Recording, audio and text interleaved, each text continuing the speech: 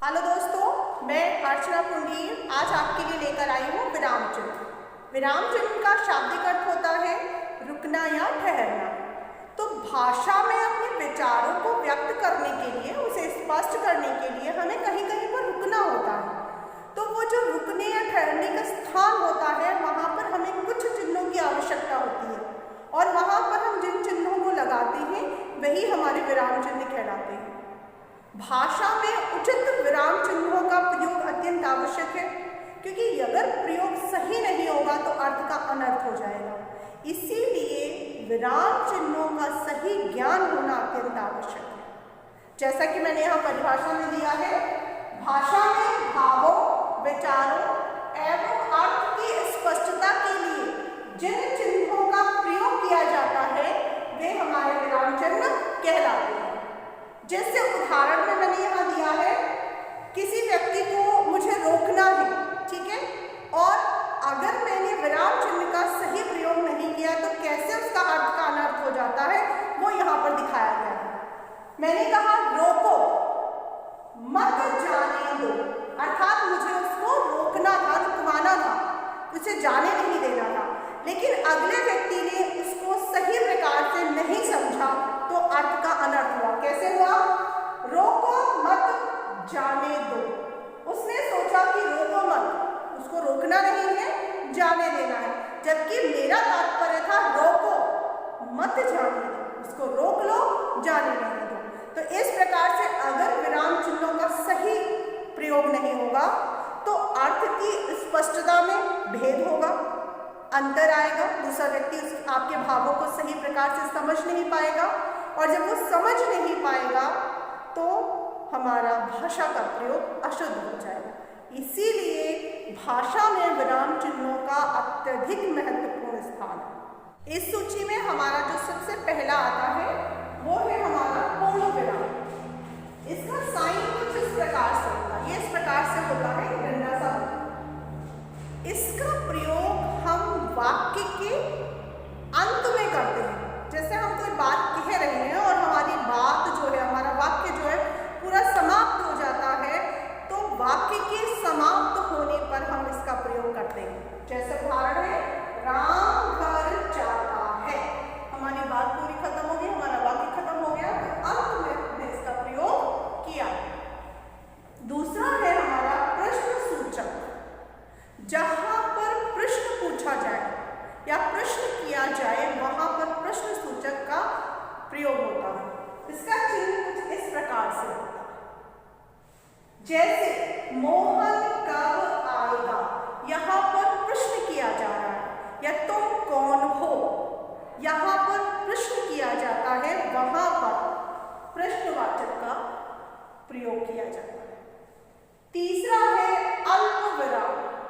अल्प का मतलब थोड़ा सा, जहां पर हमें वाक्य में थोड़ा सा रुकना होता है वहां पर अल्प विराम का प्रयोग किया जाता है। जैसे एक चीज और हमें यहाँ ध्यान रखनी है, अल्प विराम और अर्ध विराम, इसमें थोड़ा थोड़ा अंतर होता है। जहां पर हम समान पदों को लेते हैं, जैसे दो एक ही प्रकार के शब्द हैं, संज्ञा शब्द आ रही है, क्रियापद है या कर्म है इत्यादि, तो जब समान शब्द आते हैं तो उनके बीच में अंतर करने के लिए हमें थोड़ा थोड़ा सा रुकना पड़ता है। जैसे राम, सीता, लक्ष्मण और हनुमान अयोध्या वापस आए, तो यहाँ पर राम संज्ञा है, सीता संज्ञा है, लक्ष्मण संज्ञा है, तो इन संज्ञा पदों में अंतर करने के लिए ही हमने विराम चिन्ह का, अल्प विराम का प्रयोग किया।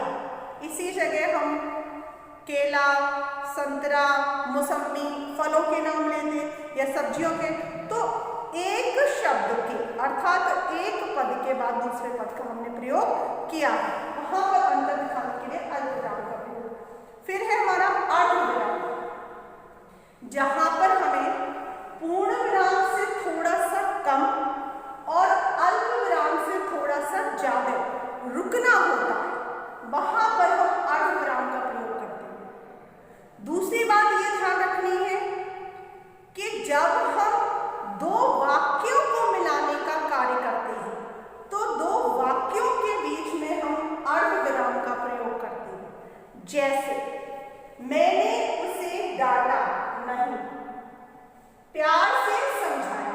तो मैंने उसे डांटा नहीं, ये एक वाक्य हो गया, प्यार से समझाया ये दूसरा वाक्य हो गया। तो इन दोनों वाक्यों को जोड़ने के लिए हमने अर्धविराम का प्रयोग किया। इसका साइन कुछ इस प्रकार से होता है, कॉमा और उसके ऊपर एक छोटी सी बिंदु, ये हमें ध्यान रखना। फिर आता है विस्मयादिबोधक। विस्मयादिबोधक हमारा जितने भी विस्मयवाचक हमारे आगे शब्द हैं उन सब में इसका प्रयोग होता है। जहाँ पर हम हर्ष, शोक, घृणा, द्वेष, संकेत, ये सारी चीजें या संबोधन इत्यादि का प्रयोग करते हैं, वहां पर हमारा विस्मयादिबोधक का प्रयोग होता है। ये हमारा विस्मयादिबोधक और पूर्ण विराम में अंतर है, ये ध्यान रखना। पूर्ण विराम सीधी एक रेखा है, पाई की तरह। यहाँ पर पाई के साथ एक छोटा सा बिंदु भी होता है, ये हमारा विस्मयादिबोधक के अंदर आता है। जैसे वाह तुम बहुत अच्छा गाती हो, तो वाह जो है हास्य सूचक हो गया, क्योंकि हमें गाना आपका बहुत अच्छा लगा इसलिए। तो उसके बाद हमने यहाँ पर विस्मयादि का चिन्ह जो है उसका प्रयोग किया। इसके बाद हमारा आता है निर्देशक चिन्ह। यहाँ जो इस टेबल में मैंने कुछ चिन्ह दिए हैं, इन पे आपको ये ध्यान रखना है कि अंतर क्या है।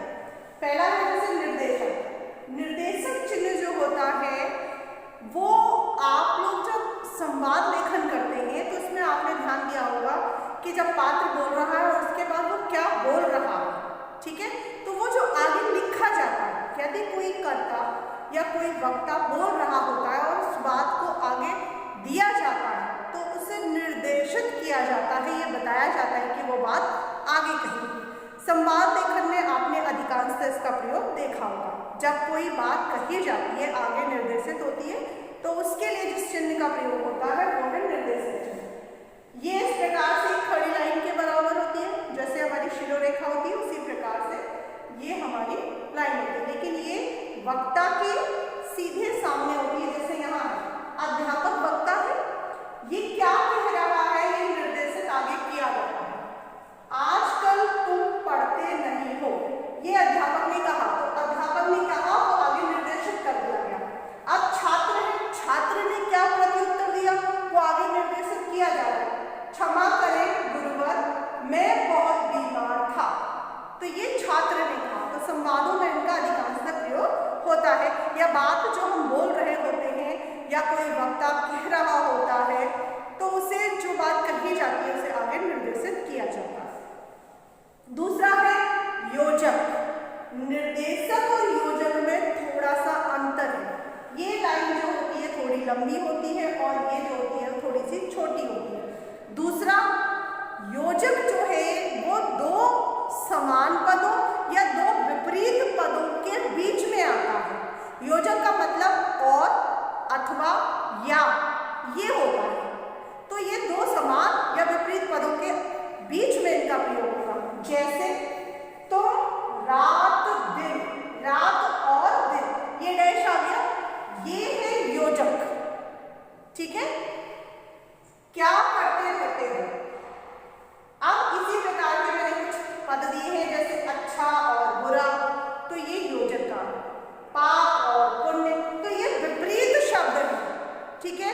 ऐसे ही हाथ हाथ, तो दो समान पद हो गए, तो उनके बीच में हमारा योजक का प्रयोग होता है। फिर आता है हमारा लाघव। लाघव का मतलब होता है किसी बात को छोटा करना। जब हम किसी बात को पूरा न लिखकर उसे छोटे लघु रूप में लिखते हैं तब हम इसका लाघव का प्रयोग कर सकते हैं। ये गोल बिंदु के समान है। जैसे हमने यहाँ लिखा पूर्व माध्यमिक विद्यालय आगरा, तो यहाँ पर पूर्व माध्यमिक विद्यालय पूरा न लिखकर जब हमें उसे छोटे रूप में लिखना होता है तो हम इस प्रकार लिखते हैं। पू लिख दिया और बिंदु सा बना दिया, माँ लिख दिया, बिंदु बना दिया, वी लिख दिया, बिंदु बना दिया, आगरा। इसका मतलब होता है पूर्व माध्यमिक विद्यालय आगरा।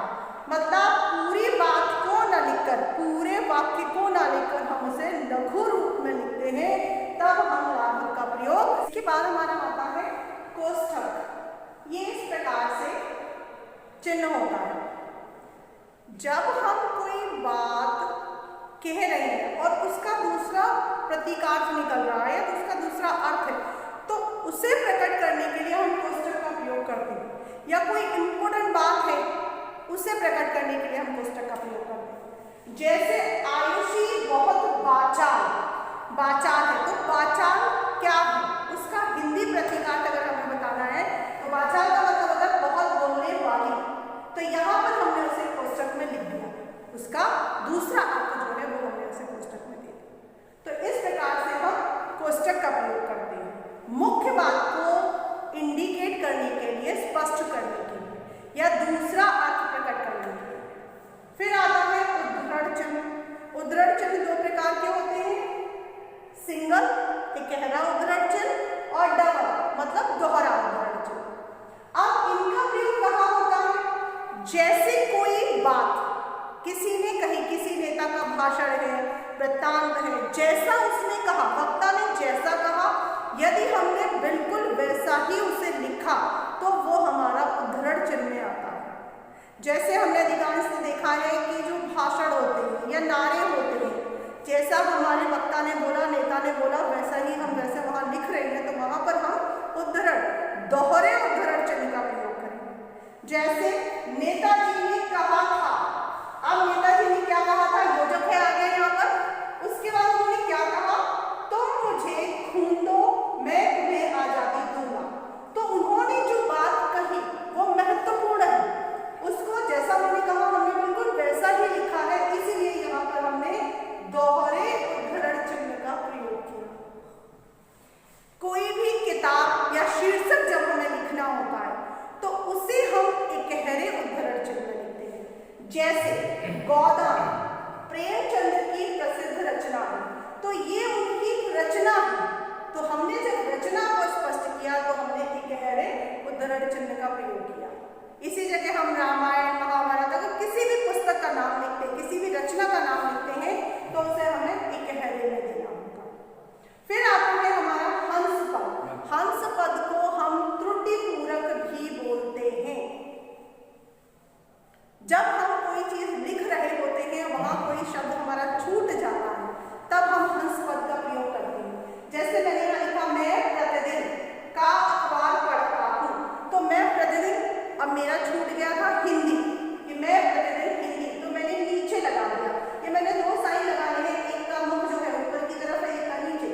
अगर हम ऊपर लिख रहे हैं तो ऊपर की तरफ मुख होगा और नीचे लिख रहे हैं तो नीचे की तरफ। जैसा मैंने नीचे लिखा है तो मैंने यहाँ पर उसका साइन लगा दिया। तो जो शब्द छूट जाता है उसे हम इस प्रकार से लिखते हैं। हंस पद क्यों कहते हैं, क्योंकि वो हंस के पैरों के समान ही दिखाई देता है। फिर आता है हमारा विवरण चिन्ह। किसी बात को विवरण के रूप में जब प्रस्तुत किया जाता है, या जैसे आपने देखा होगा निबंध में जो संकेत बिंदु है उनका विवरण आगे दिया हुआ होता है, वहां पर हम विवरण चिन्ह या हम उपविराम कहते हैं। ठीक है, विवरण चिन्ह या उपविराम में कह दिया जाता है। जैसे सांप्रदायिकता, अब उसका विवरण कहाँ है, आगे, क्योंकि निर्देशक के समान ही निर्देशित ही किया जा रहा होता है। बस ये अंतर है कि यहाँ पर दो बिंदु और आते हैं। भारत के लिए भयंकर खतरा, सांप्रदायिकता जो है वो भारत के लिए भयंकर खतरा है, ये निर्देशित किया जा रहा है, इसलिए यहाँ पर विवरण चिन्ह का प्रयोग किया गया।